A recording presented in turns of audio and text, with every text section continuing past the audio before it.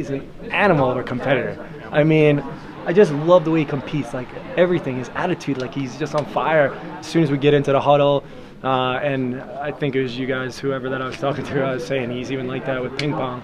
But he is an absolute monster. I mean, he's scoring on headers now. He's holding the ball up against Chad Marshall. I mean, that's incredible at times.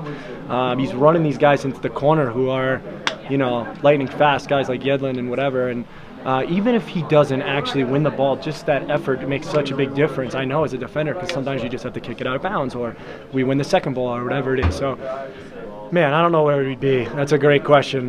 We certainly wouldn't be in the same position. And as good as it is to score multiple goals in a game, which can be awesome, I think you have to say it's more important to be consistently scoring in numerous games because of that fact.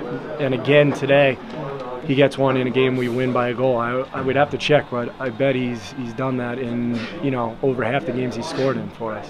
I was actually up in Garth's box when that happened. Obviously, I missed last game, and he said, that was a pretty good ball by Luke. I said, let's be honest, it's got to be a great ball if it finds Plata's head in the box. But, man, I mean, some of that is knack of goal scoring. I mean, Wondolowski's unbelievable with his head. He's not a real physically imposing guy, but he's got great timing, and he gets in your blind spot, and he knows how to move to the ball. And Plata's the same way.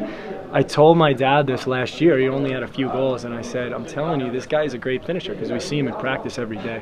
And of course, there is a difference between finishing in the games and finishing in practice, but you can see how he strikes the ball, and so to be honest, it's not a huge surprise to me. It was my fault. What happened was the ball was played in behind Shu a little bit, so I was afraid. I should have just told him to get it, obviously. They scored. But what happened was I was afraid he was going to have to clear it out for a corner, and I had a better angle on it, and I didn't realize that Rose was right on me. So I tried to swing it up the field thinking that, I had the better angle, so I called him off.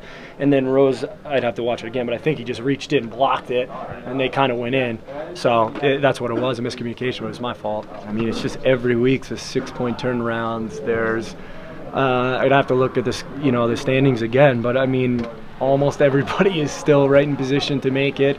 The difference between first place and out of the playoffs is not that much. There's some games, or excuse me, some teams who have games in hand. It's going to be really tough down the stretch, and we got to hang tough and keep taking it week by week. Watch RSL take on FC Dallas this Friday at 7 o'clock on NBC Sports Network.